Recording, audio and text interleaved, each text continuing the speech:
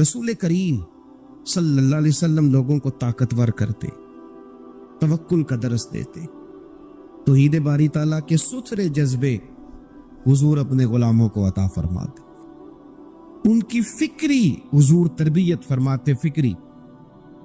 اللہ کے رسول صلی اللہ علیہ وسلم غار ثور میں موجود ہیں، ساتھ سیدنا صدیق اکبر رضی اللہ تعالیٰ عنہ۔ کفار جو گرفتار کرنے والے تھے، پیچھے لگے ہوئے تھے، وہ غار ثور کے دروازے تک آ گئے۔ جس طرح ڈاکٹر بول دیتا ہے، وہ کہہ دیتا ہے کہ اب جناب مشکل ہے، اگلے ہفتے آپ چلے جائیں گے، تو وہ جو کمزور لوگ ہیں انہوں نے اگلے ہفتے کیا جانا ہوتا ہے، وہ جب ڈاکٹر بتاتا ہے اسی وقت ہی فوت ہو جاتے ہیں۔ وہ کہتے ہیں اگلا ہفتہ تو لیٹ ہے، اسی وقت ہی سمیٹ لیتے ہیں سامان سفر۔ اور کچھ لوگ ایسے تھے، ڈاکٹر نے کہا کہ جناب آپ کی رپورٹس بتاتی ہیں کہ آپ بہت جلدی چلے جائیں گے، تو انہوں نے کہا جناب آپ جو کہہ رہے ہیں اپنے علم کے مطابق کہہ رہے ہیں، پر ہونا تو وہ ہے جو میرا رب کریم چاہے گا۔ یہ وہ جذبات ہیں جو ہمیں رسول کریم علیہ السلام نے عطا فرمایا۔ دیکھو حضرت ابوبکر صدیق رضی اللہ تعالیٰ عنہ کے ساتھ حضور غار ثور میں موجود ہیں، کفار جو گرفتار کرنے والے ہیں وہ دروازے تک آ گئے، بالکل دروازے تک۔ اور جناب صدیق اکبر رضی اللہ تعالیٰ عنہ ان کو دیکھ کر تھوڑا سا گھبرائے، اپنے لیے نہیں، ذات مصطفیٰ کے لیے گھبرائے، کہیں حضور کو کوئی تکلیف نہ پہنچ جائے، تھوڑا گھبرائے، یا رسول اللہ وہ تو قریب آ گئے، اور اگر انہوں نے پیروں کی جانب جھک کر دیکھا وہ تو ہمیں دیکھ لیں گے، بالکل سرانے پہنچ گئے، یہ آ گئے، کھڑے ہو گئے، اور درمیان میں پردہ کیا ہے؟ مکڑی کا جالا، اور مکڑی کا جالا پھونک سے بھی اڑ جاتا ہے، تو مکڑی کا جالا بیچ میں، حضور وہ تو پہنچ گئے، ذرا جھک کر کے دیکھیں گے تو وہ تو ہمیں پکڑ لیں گے۔ اب یہ وقت تربیت ہے، اور وہ تربیت جو محبوب نے اپنے اس عظیم صحابی کی فرمائی، اس تربیت کو میرے رب کریم نے قرآن مجید میں بیان فرمایا۔ حضور فرماتے ہیں، رب فرماتا ہے کہ فرمایا محبوب نے، فرمایا لا تحزن، ابو بکر گھبرانا۔ یہ ایک موقع ہوتا ہے جب انسان کو گھیر لیتی ہیں مشکلات چاروں جانب سے، اور جو بھی آتا ہے وہ اسے مایوس ہی کرتا ہے، لیکن حالات کے سہمے ہوئے لوگوں کو بتا دو، حالات بدل جاتے ہیں، ایک جیسے نہیں رہتے۔ کہا لا تحزن، ابو بکر گھبرانا، کیوں؟ ہماری فوجیں آ کے انہیں پکڑ لیں گی، یا اندر ہمارے پاس کوئی ایسا اسلحہ موجود ہے کہ ہم ان پر چھوڑ دیں گے تو یہ مر جائیں گے۔ لا تحزن، ابو بکر گھبرائیے مت۔ کیوں نہ گھبرائیے؟ اس لیے کہ ان اللہ معنا، بے شک اللہ ہمارے ساتھ ہے۔ جن کے ساتھ رب ہو انہیں گھبرانا نہیں چاہیے۔ انہیں گھبرانا، یہ جو مسلح کی قوت ہوتی ہے، یہ دعا کی طاقت ہوتی ہے، دعا صلاح المومن، یہ جو قوت ہوتی ہے انسان کے پاس، یہ جو اس کے پاس ہتھیار ہوتا ہے کہ آج رات منا لوں گا، میرا رب کرم فرما دے، یہ جو اس کے پاس قوت ہوتی ہے، یہ اسے کمزور نہیں پڑنے دیتی، اسے طاقتور رکھتی۔ تو حضور نے افکار کے اندر یہ حسن پیدا کیا، لوگوں کو بتلایا کہ بجائے اس کے کہ تم کوئی چور رستہ تلاش کرو، کوئی سیاست کرنے کی کوشش کرو، تم کوئی ایسی راہ اختیار کرو جو تمہیں محسوس ہو کہ درست نہیں ہے، اس رستے نہ چلو، بلکہ تم اپنے رب کو منانے والے رستے پہ چلو۔ اور ترمذی شریف میں حدیث ہے، حضرت انس بن مالک رضی اللہ تعالیٰ عنہ فرمانے لگے کہ کریم محبوب علیہ السلام فرماتے ہیں کہ اپنے دکھڑے دنیا داروں کو نہ بتانا، سیٹھوں، نوابوں، چودھریوں، چاغلوسی کرنے کی ضرورت کوئی نہیں، اپنے دکھڑے دنیا داروں کو نہ بتانا، ورنہ اللہ تمہیں کبھی غنی نہیں فرمائے گا۔ فرمایا اپنے دکھ اپنے رب کریم کی بارگاہ میں عرض کرنا، جلدی یا دیر سے اللہ تمہیں لوگوں سے بے نیاز کر دے گا۔ تربیت فرمائی۔ ہم لوگوں نے تیزی سے اپنے آپ کو کمزور کیا ہے، توجہ کا مرکز دنیا دار۔ وہ اکبر الہآبادی نے کہا تھا کہ مصیبت میں بھی اب یاد خدا ہم کو نہیں آتی، دعا منہ سے نہ نکلی، جیبوں سے عرضیاں نکلی۔ اب بھی نا لوگ درخواستیں جمع کراتے ہیں، دعائیں نہیں کرتے.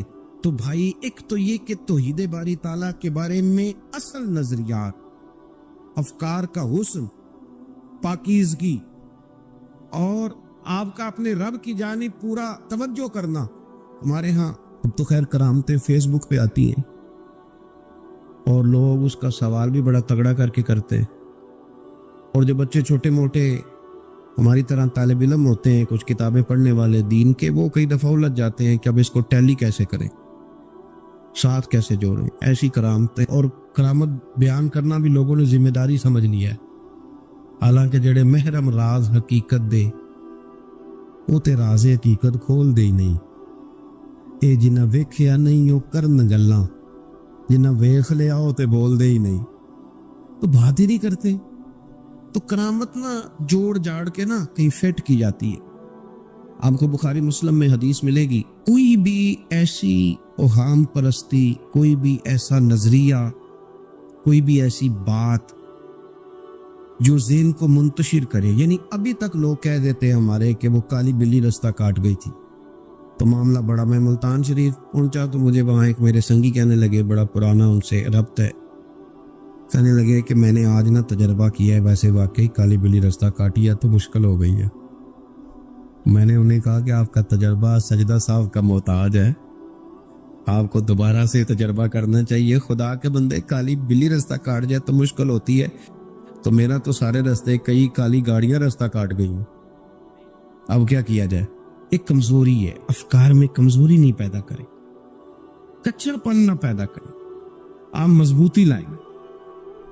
بخاری مسلم میں آپ کو حدیث ملے گی، سرور کائنات علیہ السلام کے صاحبزادے جناب ابراہیم علیہ السلام وصال فرما گئے، اور کیفیت یہ تھی کہ انہوں نے حضور کی مقدس گود میں آخری سانس لیا. داڑھی مبارک محبوب کی آنسوؤں سے بھر گئی. حضرت انس کہتے ہیں عرض کی یا رسول اللہ آپ بھی آنسو بہاتے؟ فرمایا میرا بیٹا گیا ہے تو آنسو نکل آئے ہیں، ورنہ میری زبان پہ وہی جاری ہے جس سے میرا رب راضی ہوتا ہے. اسی دن نا، جس دن سرکار کے صاحبزادے کا وصال ہوا، اسی دن سورج کو گرہن ہو گیا. کچھ لوگوں نے بات جوڑ دی، کہنے لگے کہ آج چونکہ حضور سید عالم علیہ السلام کے صاحبزادے کا وصال ہو گیا ہے تو آج دیکھو سورج کو بھی گرہن ہو گیا ہے. بات جوڑ دی. غم کی کیفیت تھی، سرکار کی مقدس داڑھی آنسوؤں سے بھری ہوئی تھی، حالات کا تقاضا اور اس کی سمت کچھ اور تھی. حضور نے جمعے کا انتظار نہیں فرمایا، فرمایا بلاؤ لوگوں کو مسجد میں. لوگ جمع ہو گئے اور صحابہ فرماتے ہیں ہمارے خیال میں یہ تھا کہ یہ موقع نہیں تھا. آج نہ جہاد کے لیے کوئی حکم آنا ہے، کس مقصد کے لیے حضور نے طلب فرمایا، لیکن جب ہم گئے اتنا ضروری کام ہے نظریات کا صاف ہونا. اللہ کے محبوب نے لوگوں کو اسی دن بلا کے فرمایا لوگوں سنو، سورج اور چاند کو جب گرہن لگے تو استغفار پڑھا کرو، تسبیحات کیا کرو، نوافل ادا کیا کرو، اللہ کے حضور حاضر ہوا کرو.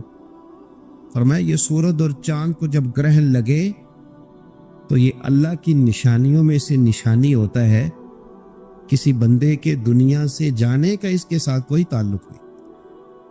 تم نے اپنے ذہن کو ٹھیک رکھنا، افکار کو ٹھیک رکھنا، کسی بھی قسم کی تم نے اوہام پرستی کا شکار نہیں.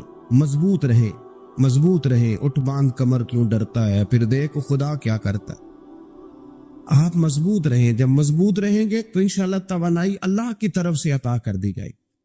دوسری بات، نبی پاک صلی اللہ تعالی علیہ وسلم نے نا تمام انبیاء کرام علیہم السلام کے بارے میں لوگوں کے ذہنوں کی اصلاح کی.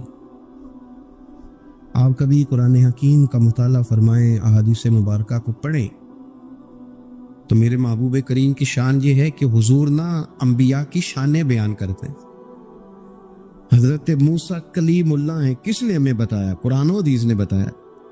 شانیں بیان کی نبیوں کی، عظمتیں بیان کی. حضرت ابراہیم خلیل اللہ ہے، یہ ہمیں قرآن نے بتایا، حضور نے بتایا. لیکن ساتھ ہمیں یہ بھی بتایا کہ ہیں یہ اللہ کے بندے، ہیں یہ اللہ کے رسول۔ نبی پاک صلی اللہ تعالیٰ علیہ وسلم نے افکار اور نظریات انبیاء کے بارے میں لوگوں کے درست فرمائے۔ مجموع الزوائد میں حضرت مولا علی شیر خدا رضی اللہ تعالیٰ عنہ کی حدیث مروی ہے، ایک بدو آ گیا حضور کی بارگاہ میں کچھ مانگنے کے لیے۔ مولا کائنات رضی اللہ تعالیٰ عنہ فرماتے ہیں سرکار جب کسی بات کا جواب نہ دینا چاہتے تھے تو خاموش ہو جاتے تھے، کچھ دیر خاموش رہتے تھے، اور حضور کا خاموش رہنا بھی ہمارے محدثین نے محفوظ کیا ہے۔ اقسام حدیث میں سے ایک حدیث ہے جسے حدیث تقریری کہا جاتا ہے، وہ حدیث ہے جس میں حضور خاموش رہے، کوئی کام کیا گیا تو سرکار خاموش رہے۔ حضرت مولا علی کہتے ہیں حضور نہ خاموش ہو گئے، لیکن چونکہ دیہاتی تھا، سادہ تھا، اس نے جب بار بار گفتگو چھیڑنا چاہی تو پھر حضور نے فرمایا چل پھر مانگ لے کیا مانگتا ہے، مانگ لے پھر کیا مانگتا ہے، کر سوال۔ دیہاتی تھا، سادہ آدمی تھا۔ مولا کائنات فرماتے ہیں ہمیں یوں لگا کہ اب نہ یہ آخرت اپنی سوار جائے گا، جنت کا سوال کرے گا، لیکن بڑا ہی سادہ تھا۔ مانگنے پہ بھی آیا تو کیا مانگا، کہنے لگا یا رسول اللہ صلی اللہ علیہ وسلم میں نے سفر کرنا ہے، مجھے ایک اونٹنی عطا کر دیتے۔ حضرت سلطان باہو سے کسی نے کہا کہ بڑے لوگ مرید ہوتے ہیں، تو فرمانے لگے رابطہ طالب کوئی نہیں ملے، جو ملے طالب زر داؤ۔ تو بہت سارے لوگ ایسے آتے ہیں جو کامل شیخ کے پاس بھی آ کے کہتے ہیں دکان کوئی نہیں چلتی، یہ تو کسی سیٹ سے مشورہ کر لیتے، کاروبار چلانے کا آپ کو ڈھنگ بتا دیتا۔ یہ یہاں کے بھی آپ نے یہی سوال کیا، یہاں پہنچ کے بھی یہی سوال۔ تو نبی پاک صلی اللہ تعالیٰ علیہ وسلم سے کہنے لگا ایک اونٹ دے دیں آنے جانے کے لیے۔ حضرت علی کہتے ہیں ہمیں بڑا افسوس ہوا، یار تو آیا کہاں پہ ہے اور تو مانگ کیا رہا ہے؟ تو بارگاہ دیکھ اور اپنا سوال دے، تو کہاں کھڑا ہے، کیا مانگ رہا ہے؟ حضور مسکرائے اور مسکرا کر کے فرمایا کہ اونٹ تجھے دیا، چل کچھ اور بھی مانگ لے۔ حضرت علی کہتے ہیں ہم نے کہا اب جنت مانگے گا یہ حضور سے؟ تو بڑا ہی بولا تھا، کہنے لگا جی اگر آپ کچھ اور بھی دینا چاہتے ہیں تو اونٹ پہ ڈالنے کے لیے کجاوا بھی دے دیں۔ تو حضرت مولا علی شیر خدا فرماتے ہیں ہمیں پھر بڑا افسوس ہوا کہ یار دیکھو اتنا چانس ملا پھر کھو دیا ہے۔ رسول کریم علیہ السلام بھی مسکرائے، اور سرور کائنات کی جو مسکراہٹ ہوتی تھی وہ نہ خوشیاں تقسیم کرتے۔ اعلیٰ حضرت رحمت اللہ علیہ فرماتے ہیں جس کی تسکین سے روتے ہوئے ہنس پڑے، جس کی تسکین سے روتے۔ اب یہاں سوال پیدا ہوتا تھا کہ پھر اس مسکراہٹ کے لیے تو انتظار کرنا پڑتا ہوگا کہ حضور مسکرائیں تو روتے ہوئے ہنسیں، تو اگلا شعر بھی ہے اور جواب بھی ہے۔ فرمانے لگے جس کی تسکین سے روتے ہوئے ہنس پڑے، اس تبسم کی عادت پہ لاکھوں سلام۔ یہ تو عادت ہے حضور کی، یہ تو عادت ہے مسکراتے رہنا۔ تو حضور بھی زیر لب مسکرائے۔ تیسری دفعہ میرے کریم نے پھر فرمایا چل مانگ لے کچھ، تجھے ایک چانس اور دیتے ہیں۔ پر مولا کائنات فرماتے ہیں بڑا ہی بولا تھا، تیسرا چانس ملا، گویا گولڈن چانس ملا، لیکن پھر بھی وہیں کا وہیں رہ گیا۔ کہنے لگا ٹھیک ہے اگر آپ کچھ اور بھی دینا چاہتے ہیں تو میرا سفر لمبے آنے جانے کا خرچہ بھی دے دے۔ اللہ اکبر۔ اب حضور عقائد کی بابت بتانے لگے کہ رسالت کے بارے میں، محبوب کے بارے میں عقیدہ کیسا ہونا چاہیے۔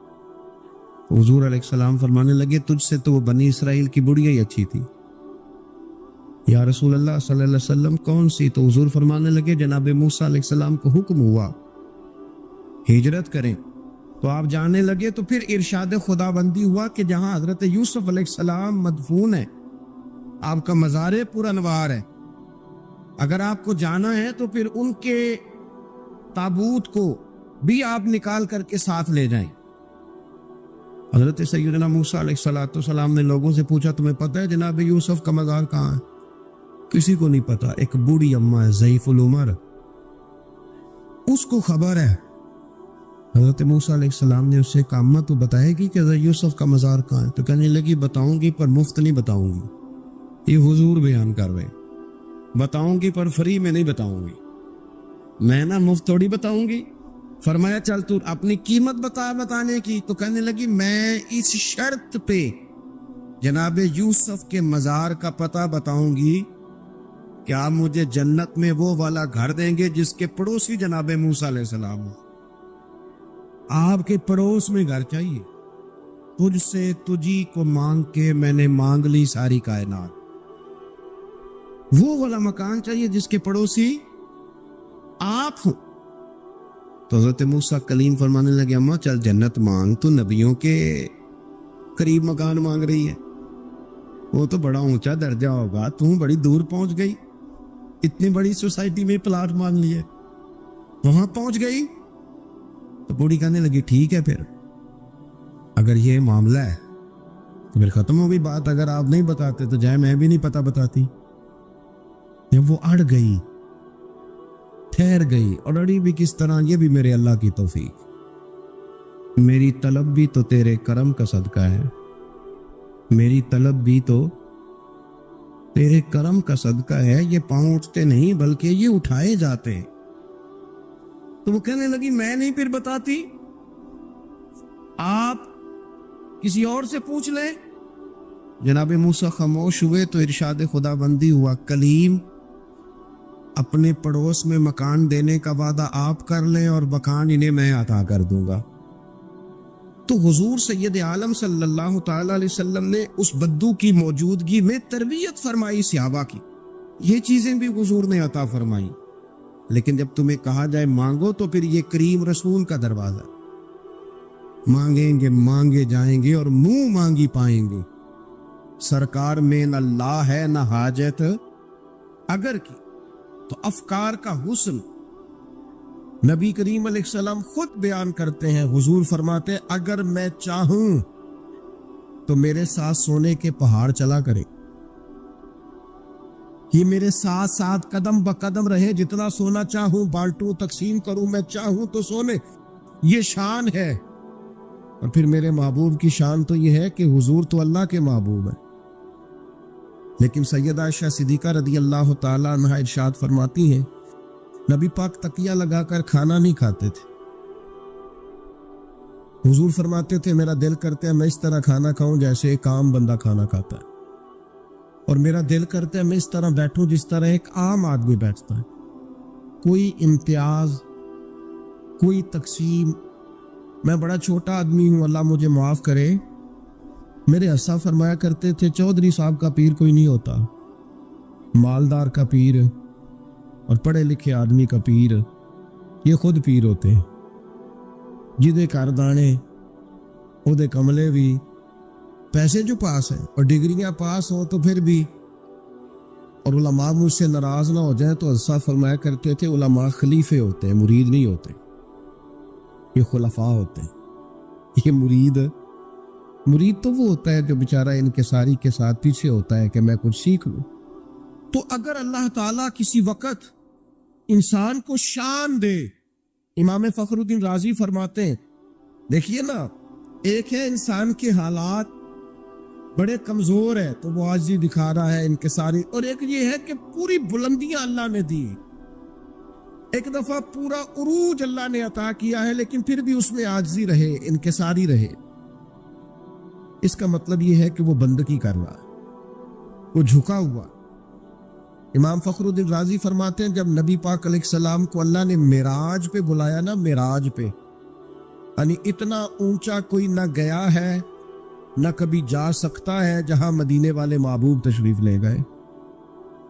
امام رازی کہتے ہیں معراج میں جب ساری وسعتیں اور ساری بلندیاں نبی پاک علیہ السلام گزر گئے اور کائنات کی ہر چیز نیچے رہ گئی، کیا نوری کیا خاکی سب نیچے رہ گئے، ایک محبوب تھا، ایک محب تھا، ایک خالق تھا، ایک اس کی مخلوق اول تھی۔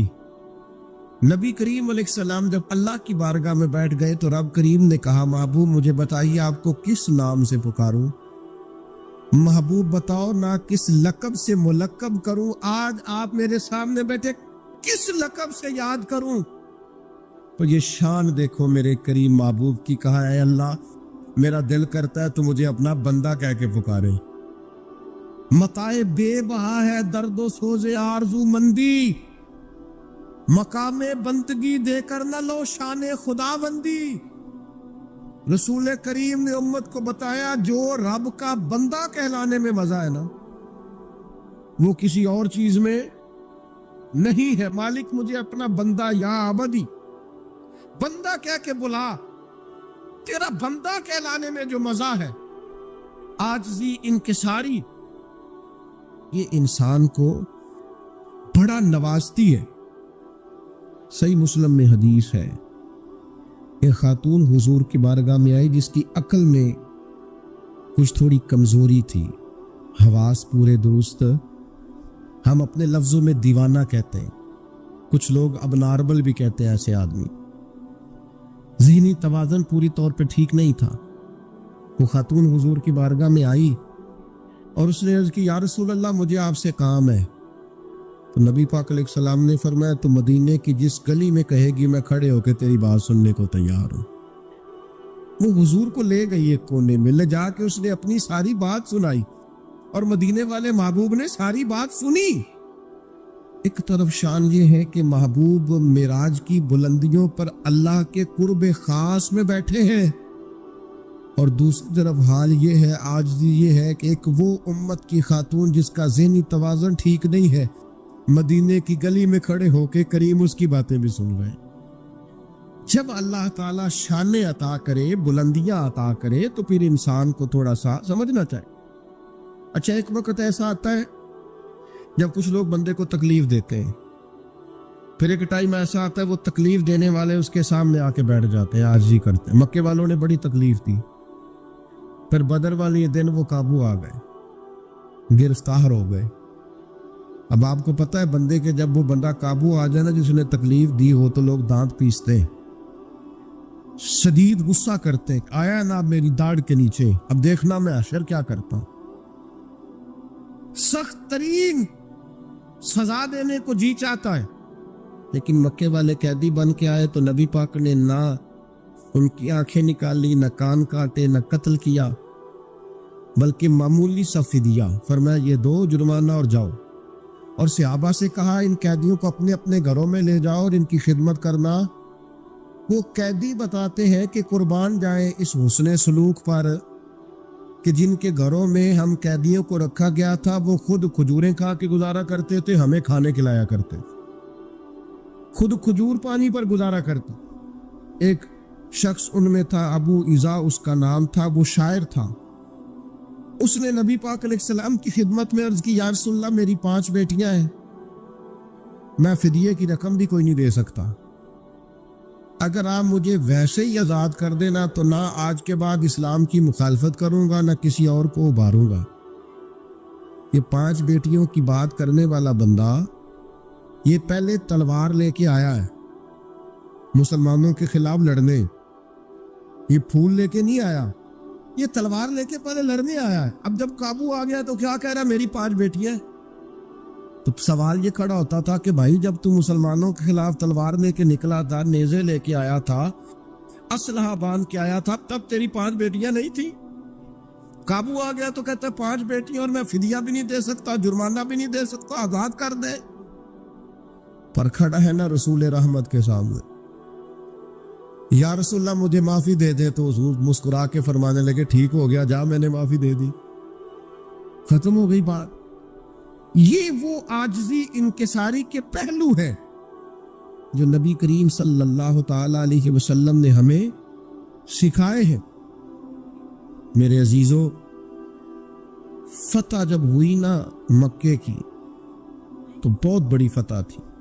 خود قرآن نے کہا اذا جاء نصر اللہ والفتح ورأیت الناس يدخلون فی دین اللہ افواجا، بہت بڑی فتح تھی، لیکن صحابہ فرماتے فتح مکہ تاریخ انسانیت کا بہت بڑا معرکہ تھا، پر ہم نے یہ حال دیکھا کہ کہ نبی کریم علیہ السلام جب مکے میں داخل ہو رہے تھے تو سیاہ رنگ کا امامہ باندھا ہوا تھا اور گردن جھکی ہوئی، اور اتنی گردن مبارک جھکی ہوئی تھی کہ لگتا تھا اونٹ کے کجاوے سے جا لگے، عاجزی سے، انکساری سے۔ جیسے جیسے پھل لگ جاتا ہے درخت ویسے ویسے جھک جاتا۔ تو جب اللہ تبارک و تعالیٰ کسی شخص کو عروج دے، حالات اچھے کرے، تو پھر اسے کیا کرنا چاہیے؟ ایک خاص پہلو آپ کی خدمت میں عرض کرنا ہے۔ کچھ لوگوں سے لوگ پیار کرتے ہیں۔ وہ چراغ گولڑا نے کہا تھا، خدا کا شکر زمانے کی قدردانی ہے، ہم جوان بھی نہ ہوئے تھے کہ پیر کہلائے۔ کچھ لوگ ایسے ہوتے ہیں جو کہیں صاحبزادے ہوتے ہیں، کہیں ان سے لوگ عقیدت کرتے ہیں۔ خدا کا شکر زمانے کی قدردانی۔ یہ جو پیر ہے نا، یہ فارسی کا لفظ ہے، پیر بوڑھے کو کہتے ہیں اصل میں، ہمارے عرف میں پیر رہنما کو کہتے ہیں، لیکن پیر بیسیکلی بوڑھے آدمی کو کہتے ہیں۔ تو پیر نصیر الدین کہتے ہیں کہ خدا کا شکر زمانے کی قدردانی، ہم جوان بھی نہ ہوئے تھے کہ پیر کہلائے۔ ایسا ہوتا ہے کئی دفعہ۔ یہ جو عقیدتیں ہوتی ہیں نا، جن لوگوں سے لوگ عقیدت رکھتے ہیں، ان کا عاجزی والا ہونا بھی بڑا ہی ضروری، ان کا انکساری والا ہونا بھی۔ یہ جو مذہبی محبتیں ہوتی ہیں نا، یہ بڑی ڈاڈی ہوتی ہیں۔ جن سے لوگ دین کے نام پر محبت کرتے ہیں نا، ایک دفعہ ایک سابق MP صاحب میرے پاس آ گئے وقت لینے کے لیے، تو میں نے معذرت کی ان سے، میں نے کہا میرے پاس ٹائم نہیں ہے۔ تو کہنے لگے، پیر صاحب بندے تے ساڈے مگر بھی بڑے نہیں، پر یہ وے کہ تساں نہ ہی کر چھڑیے۔ میں کہا تواڈے مگر جڑے نے نا وہ ووٹ دیندے نے، تے ساڈے مگر جڑے نے وہ جان دیندے نے، اے ساڈا تے تواڈا فرق ہے۔ یہ مذہبی محبتیں ہوتی ہیں نا، یہ بڑی اچھا، اللہ تعالیٰ معاف کرے، بہت سارا فضل کرے، ان کا بھی لوگ پھر غلط استعمال کرتے ہیں۔ بعض نا عاقبت اندیش لوگ دین کے نام پہ محبت کرتے ہیں، ان کے دل میں ایک خواہش جار جاتی ہے پیسوں کی، اقتدار کی، بڑی کوٹھی کی، بڑے گھر کی، بڑی گاڑی کی۔ مذہبی عقیدتیں جو ہوتی ہیں نا، یہ بڑی انفرادی ہوتی ہیں، اور اس میں کئی دفعہ تھوڑی آزمائش بھی۔ جس کو لوگ نیک سمجھتے ہیں، لوگ کہتے ہیں جنازہ بھی اسی نے پڑھانا ہے، نکاح بھی کیونکہ بندہ جو نیک ہے، کول پہ بھی اسی نے آنا ہے، محفل پہ بھی اسی نے آنا ہے۔ کیوں کہ بندہ وہ نیک پھر بیچارہ خود کچھ بھی نہیں کر سکتا، سارے کام نیک آدمی سے کرانے ہیں۔ بندہ نیک ہے، لہذا سارے کام، پیتا بھی یہی کاٹے گا، افتتاح بھی یہی کرے گا، سارے کام یہ کرے گا، کیونکہ بندہ نیک ہے۔ اب وہ جیسے تیسے بھی ہو، چونکہ نیک ہے لہذا اسے بھی ہر جگہ۔ تو اس کے کئی پہلو ہیں مذہبی محبتوں کے۔ کائنات میں دین کے نام پر جو سب سے زیادہ پیار کیا گیا، وہ مدینے والے محبوب سے کیا گیا، یعنی اتنا پیار کیا گیا کہ عروہ بن مسعود ثقفی نے کہا تھا، میں نے زمانہ دیکھا ہے، وہ بادشاہ بھی گویا دیکھے جو اپنے آپ کو سجدے کراتے ہیں معاذ اللہ، لیکن جو عقیدت مدینے والے محبوب کے غلام حضور کے ساتھ رکھتے ہیں، یعنی کلی کا پانی سرکار اگر باہر نکالے تو جو لوگ چہروں پہ مل لے، اور جس کو پانی نہ ملے وہ دوسرے کے ہاتھ سے مس کر کے اپنے چہرے پر مل لے۔ اتنی عقیدتیں، یعنی حضرت عثمان غنی بیت اللہ شریف سامنے ہو اور ان سے کہا جائے طواف کر لو تو وہ کہے نہیں، اپنے نبی کے بغیر نہیں کرنا۔ یعنی اتنی عقیدت کہ ام المومنین سیدہ ام حبیبہ، ان کے والد ابو سفیان ملنے آئے تو بستر سمیٹ لے، ان سے کہا جائے پتر تو نے بستر اٹھا لیا ہے؟ تو وہ کہ اس لیے اٹھا لیا کہ یہ میرے نبی پاک کا بستر ہے، اس پر باپ چاہے کوئی بھی ہو، اگر کافر اور مشرک ہے تو حضور کے بستر پر بیٹھ سکتا۔ اتنی عقیدتیں نبی پاک کے ساتھ لوگوں نے کی، لیکن اس کے باوجود رسول پاک صلی اللہ تعالی علیہ وسلم کا یہ عاجزی کا عالم ہے کہ جب بدر کے لیے حضور جا رہے تھے تو ایک ایک سواری تھی اور تین تین لوگ تھے، تو نبی پاک علیہ الصلوۃ والسلام کے ساتھ بھی دو لوگ ہو گئے، حضرت مولا علی شیر خدا اور حضرت ابو لبابہ رضی اللہ تعالیٰ عنہ۔ تو طریقہ کار یہ تھا کہ تینوں لوگ باری باری سوار ہوتے، دو پیدل چلتے ایک سوار ہوتا. حضرت ابو لبابہ رضی اللہ تعالیٰ عنہ سوار ہوئے, مولا علی سوار ہوئے, پھر میرے نبی کریم سوار ہوئے. جب باری آئی حضور کے پیدل چلنے کی تو غلاموں نے کہا یا رسول اللہ ہمارا نہیں دل کرتا آپ پیدل چلیں, آپ بھی سواری پہ بیٹھیں. تو بتائیں حضور نے کیا فرمایا؟ فرمایا نہ تو تم مجھ سے زیادہ طاقتور ہو اور نہ ہی ایسا ہے کہ تمہیں اللہ سے ثواب زیادہ لینا ہے, مجھے لینا نہیں. مجھے بھی اپنے رب سے اجر لینا ہے. جس طرح تم پیدل چلے ہو میں بھی اسی طرح پیدل چلوں گا. یہ عقیدت, محبت, الفت اپنی جگہ پر وہ کوئی کر رہا ہے, لیکن سرور کائنات علیہ السلام نے جواب میں عاجزی کر کے دکھائی, انکساری کر کے. صحابہ جانے لیے حاضر ہے حضور, جو آپ حکم کرے ابرو کے اشارے پر ہر چیز قربان ہے. لیکن دوسری طرف منظر یہ ہے کہ اگر صحابہ کہتے ہم مسجد نبوی کی تعمیر کے وقت 3 اینٹیں اٹھا کے لاتے تھے تو حضور 4 اٹھا کے لاتے. نبی کریم علیہ السلام نے کسی ممتاز ہونے کو, کسی امتیاز کو پسند ہے نا. ہمارے اندر بہت سارے لوگ جو اپنے گھر بھی سبزی لینے نہیں جا سکتے, اگر ڈرائیور رکھنے کی طاقت مل جائے نا, 4 پیسے آ جائے, پھر ان کا خیال ہوتا ہے گاڑی کا دروازہ بھی ڈرائیور ہی کھولے, بند بھی ڈرائیور ہی کرے, پتہ تو چلے نا کسی کو کہ جناب نے ملازم رکھا ہوا ہے. یہ چیزیں انسان کو مشکل میں ڈال دیتی ہیں.